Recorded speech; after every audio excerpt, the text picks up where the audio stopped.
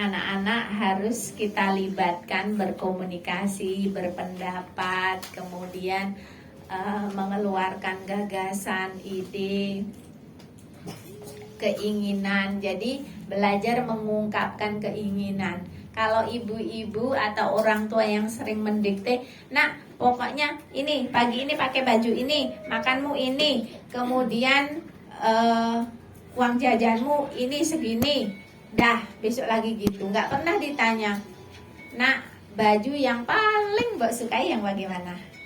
Aku seneng kaos, mah aku nggak suka baju kemeja, aku nggak suka. Jadi kita nggak tahu karena kita sudah mengatur pakaianmu ini, uang jajanmu ini, kamu harus begini, jam segini, begini. Jadi anak nanti saat dia ingin harus mengungkapkan apa yang dia pikirkan, dia rasakan tidak bisa. Sementara sekolah sekarang itu kan uraian gitu ya, udah macet. Soalnya sudah terbiasa itu pilihan ganda. Nah, seperti itu. Jadi sering-seringlah berkomunikasi dengan anak-anak. Dari kapan? Dari mulai dia bisa bicara. Kadang belum setahun kan sudah bisa berkata-kata kan. Itu sebenarnya waktu untuk bicara. Mau nyambung, mau enggak, mudeng enggak usah dipikir. Kan kita yang tahu. Oh enggak nyambung, ya udah dalam hati aja. Tapi kita tetap fokus bahwa kita empati, kita menghargai. Oh ya, misalnya nggak nyambung apa yang kita tanyakan, dia jawabnya apa. Oh ya, terus kita arahkan terus sesuai yang kita inginkan. Kita itu mau ke tema ini gitu. Nah, seperti itu. Makanan kesukaan, pakaian kesukaan, uang jajannya 20.000 misalnya. Nah, uang 20.000 ini cukup nggak? Jadi harus ada komunikasi. Nggak cukup. Loh, kenapa nggak cukup? Kan itu udah besar misalnya. Karena ini belinya ini. Berarti kalau menurut kita itu kurang bagus, kita arahkan. Harusnya jajanmu kalau yang disukai harganya 20.000, nggak tiap hari beli itu. Misalnya seminggu sekali, seminggu 2 kali. Jadi pas hari lain bisa 3 macam jajan, 2 macam jajan, ataupun bisa nyisa seperti itu. Tapi kalau kita pokoknya ini cukup nggak cukup, kita nggak peduli, nggak pernah nanya anak itu suka apa, bisa jadi dia nyuri kemana? Nyuri ke ayahnya, ke ibunya, atau ke tetangga, ke temennya. Nah itu pilihan kita ini. Jadi itulah perlunya komunikasi. Anak kita butuh apa, kita mampu memberikan fasilitas apa. Nah kemampuan kita itu juga kita tidak boleh kayak dijor gitu ya. Misalnya butuhnya normalnya anak-anak 10.000, kita langsung 50.000 karena dia itu ini itu juga tidak baik, tidak mendidik. Tapi dengan menjelaskan kalau keinginannya ini berarti kan harus nggak tiap hari beli yang disukai ini gitu, seperti itu. Jadi komunikasi penting. Kemudian temanmu siapa? Si A, si B, si C. Jadi usahakan ibu-ibu itu setiap hari bertanya temennya itu siapa, namanya siapa, bagaimana perilakunya. Kalau dia bercerita, ibu rekam, kemudian beri pendapat. Kalau ibu kenal anak itu beri pendapat. Kalau ibu tidak kenal mungkin bisa digali aja, oh gitu. Nanti ibu review lagi kalau dia ada masalah dengan si itu, misalnya di sekolah, bukannya itu kemarin si yang itu, yang ayahnya Telkom itu misalnya, atau ayahnya polisi atau siapa dan lain sebagainya, atau rumahnya yang pojok. Nah, jadi kita itu nyambung dengan apa yang anak-anak alami, seperti itu.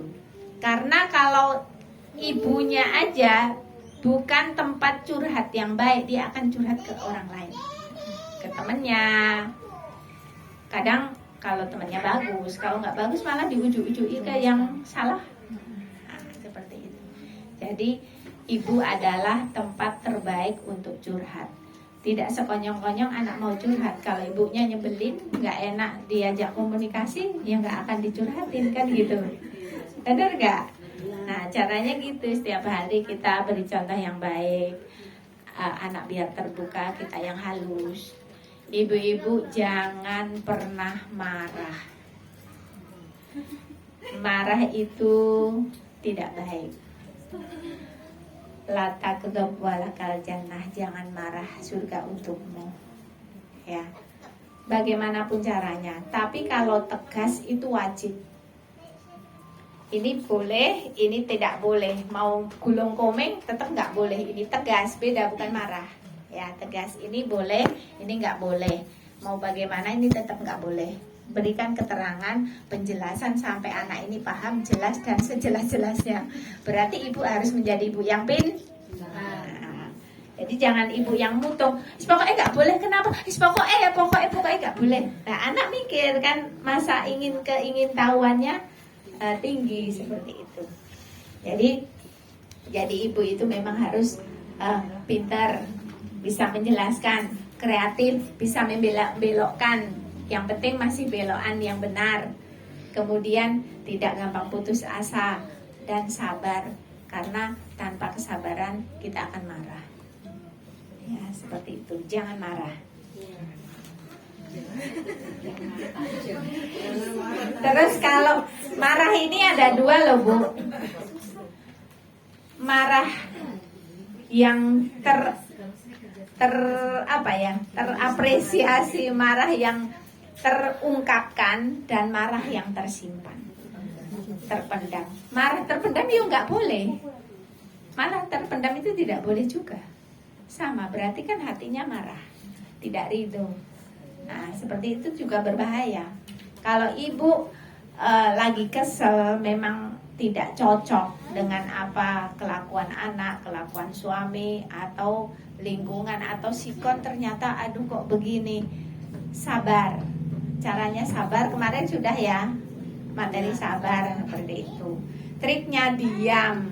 Kalau marah itu bunyi, nanti yang keluar ini bahaya. Ya, jadi diam, ambil air wudhu, sholat 2 rakaat, terserah sholat apa. Sholat taubat, sholat wudhu, sholat mutlak. Sholat mutlak kan nggak ada ininya ya. Ya pokoknya pengen sholat gitu, kecuali di waktu-waktu yang diharamkan sholat, habis subuh, habis asar, sama matahari mulai meninggi. Nah itu, kecuali 3 waktu yang itu. Jadi insya Allah ibu-ibu akan terhindar dari marah. Gitu. Caranya seperti itu. Diam. Ya.